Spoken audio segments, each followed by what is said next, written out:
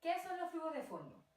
Los flujos de fondo, teóricamente, son un sistema coherente y armonizado, definido principalmente para el diagnóstico y evaluación de cómo fluyen todos los fondos, desde los sectores excedentarios hasta los deficitarios, para su correspondiente financiamiento dentro de la economía.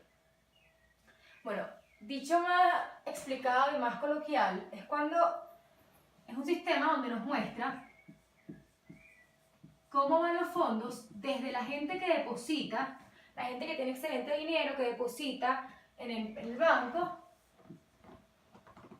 y luego llega a la gente que necesita dinero y pide préstamos, que serían los deficitarios. Entonces,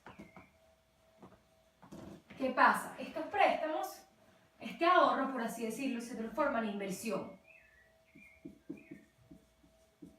¿Y quiénes son estos agentes económicos, tanto los excedentarios como los deficitarios? Son las empresas, son el gobierno, son el sector externo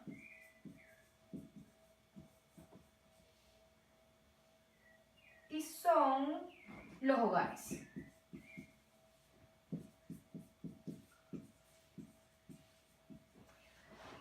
Una forma de estudiar todo este sistema es los flujos de fondos en contabilidad. Ahora, es una herramienta básica para analizar la relación existente entre el ahorro, la inversión y los flujos financieros de la economía en general y de cada sector institucional, como ya les dije. ¿Qué pasa con esto? Es muy importante que tengamos antes de realizar este estudio la medición del ahorro, ya que es la partida de balance de la cuenta del ingreso del sistema de cuentas nacionales. Se parte de ahí en la cuenta del ingreso. Es una variable clave para el análisis institucional de los mercados financieros. ¿Por qué? ¿Qué pasa con el ahorro? Pasan dos cosas, si el ahorro es negativo o si el ahorro es positivo. Si el ahorro es positivo, nos muestra los recursos disponibles para la inversión y las necesidades netas de financiamiento como recursos de terceros. Pero si este ahorro es negativo, la economía, el Estado va a tener que pedir, se va a tener que endeudar, va a tener que pedir dinero para poder financiar la inversión que se quiere realizar en el país.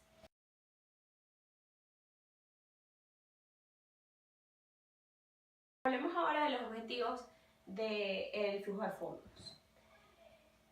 Este flujo de fondos pretende suministrar indicaciones que hagan posible el uso más adecuado tanto del ahorro del país como del financiamiento eficiente del desarrollo económico.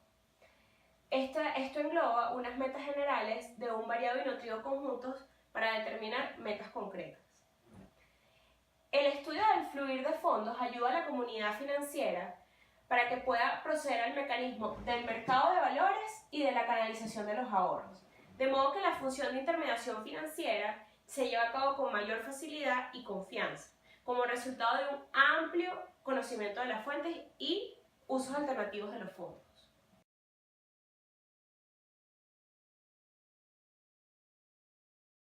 Ok, hablemos un poco de la utilidad del flujo de fondos.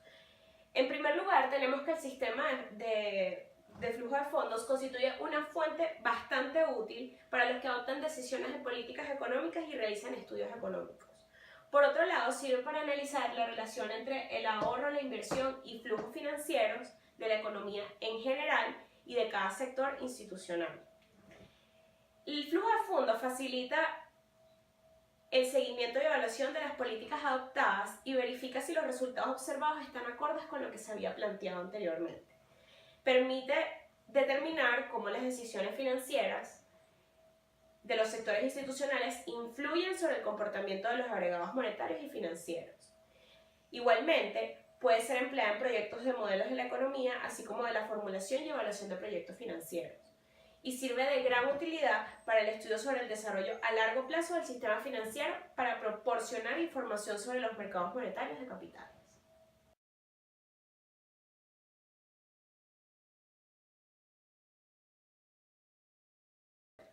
Ok, ¿cuáles son los sectores y los instrumentos financieros que participan en este análisis para los flujos de fondos? Primero vamos a hablar de los sectores institucionales de la economía venezolana para poder realizar nuestro análisis si fuéramos una empresa o fuéramos cualquier ente que quiera hacer el estudio de los flujos de fondos. Primero que todo está el Banco Central de Venezuela, están instituciones financieras bancarias, instituciones financieras no bancarias, empresas petroleras, están otras empresas públicas que no sean petroleras, gobierno general, el sector privado no financiero, el sector no clasificado y el sector externo. Entonces son las instituciones claves que participan en este flujo de fondos de lo que son préstamos y inversiones, de los que son deficitarios y los que son excedentarios, como les expliqué anteriormente en la definición de flujo de fondos. Ahora, ¿qué instrumentos financieros se necesitan para que estos flujos de fondos circulen dentro de la economía? Están las reservas internacionales, están el efectivo, los depósitos a la vista, los depósitos de ahorro, están las aportaciones y los convenios especiales de ahorro, los activos líquidos y participaciones en fondos fiduciarios, efectos de cuentas por cobrar y por pagar. Efectos por cobrar se entiende como créditos, efectos por cobrar son cuentas que tú vendes a otros que te tienen que pagar después. Certificados de ahorro, valores de renta fija, valores de rendimiento variable, acciones y participación de capital, aportaciones netas a la acumulación de cuasi sociedades y los préstamos no hipotecarios a corto plazo. Esta serie de cosas que ya les mostré son la forma en que se puede presentar el dinero y los fondos para el análisis de este flujo de fondos. Otros instrumentos financieros están los préstamos hipotecarios, están las prestaciones sociales y la participación neta de los hogares en las reservas de los seguros de vida y fondos de cajas de ahorro. Ahora, ¿cómo se presentan estos flujos de fondos para hacer su respectivo análisis? Bueno, este sistema de fondos, este flujo de fondos se presenta en forma matricial, donde se muestran las fuentes, variación neta de pasivos, y los usos de recursos, que sería la variación neta de activos, a nivel de los diferentes sectores institucionales que les acabo de nombrar, los bancos, las instituciones financieras, las no financieras, y muestra una clasificación de las transacciones y los instrumentos financieros que también les acabo de decir, como los préstamos bancarios, los depósitos, los dineros en efectivo, etc. Se muestra un cuadro con una fila de 7 columnas y una columna de este lado de varias subdivisiones. ¿Qué pasa? Se va a dividir en los sectores institucionales y los instrumentos financieros. Son varios sectores. Bueno, les vamos a mostrar en el video más detalladamente el cuadro, cómo se especifica, que son varios sectores y varios acá, pero se los vamos a mostrar. Ahí se los ponemos.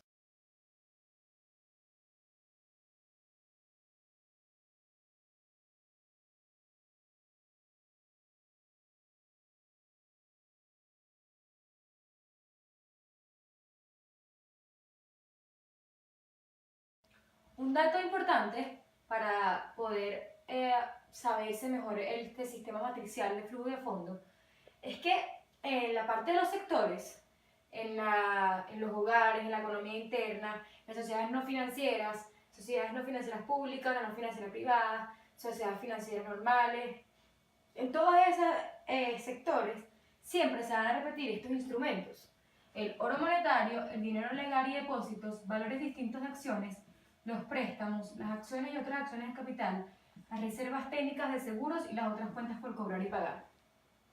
Si tienes esto en cuenta, a la hora de realizar tu flujo de fondos se te va a hacer más fácil para distribuir tu cuadro sin confundirte y sin enredarte mucho. Simplemente cada sector se subdivide en estas cuentas, que son sus distintos instrumentos financieros, para que sus fondos fluyan en la economía.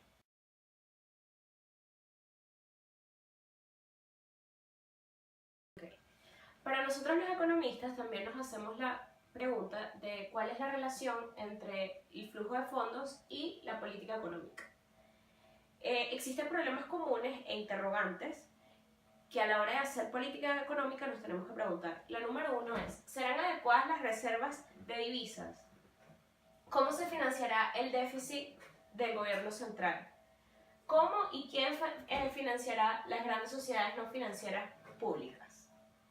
Para la formulación formulación y evaluación de proyectos financieros se pueden construir series temporales que permitan predecir o establecer la hipótesis acerca del comportamiento futuro de las variables, entre ellas la tasa de interés, la tasa de cambio, el crecimiento, los superávit y los déficits.